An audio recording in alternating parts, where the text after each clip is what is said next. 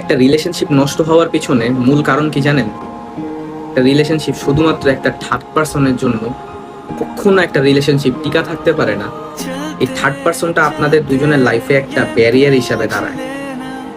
একটা third person থাকলে কখনো সেই রিলেশনশিপটা টিকে না। সেই থার্ড পার্সনটা যেই হোক, থার্ড পার্সনটা হচ্ছে যদি আপনার জাস্ট ফ্রেন্ডও হয়, ফ্রেন্ড হোক, বেস্ট ফ্রেন্ড হোক, জাস্ট ফ্রেন্ড হোক, যে কোনো কেউ হোক, যদি তার লাইফে এরকম থার্ড পার্সন থাইকা থাকে, আপনার লাইফের মূল্যটা ভাই এই জায়গা থেকে এই জায়গায় চলে আসবে।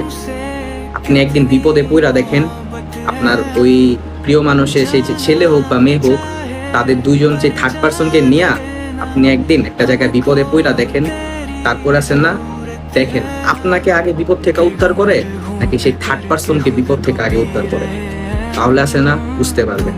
আমার কথাগুলো শুই না আপনার কাছে তিতা লাগতে পারে, আপনাদের কাছে খারাপ লাগতে পারে, কিন্তু কথাগুলো সত্যি।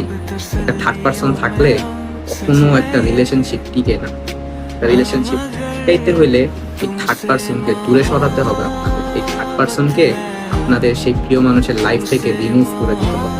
না হলে ভাই এমন একটা সময় আসবে, আপনারা দুজন একসাথে বিপদে পড়বেন, দেখবেন আপনারা লাথি মেরা ফালা দিবে, কিন্তু আপনার সেই থার্ড পার্সনকে ওই মানুষটারে ঠিকই সেই বিপদ থেকে উদ্ধার করবে, তখন আর আপনাকে চিনবে না। কথাগুলা মাথায় রেখে, কথাগুলা শুনতে তিতা লাগলেও কথাগুলো সত্যি।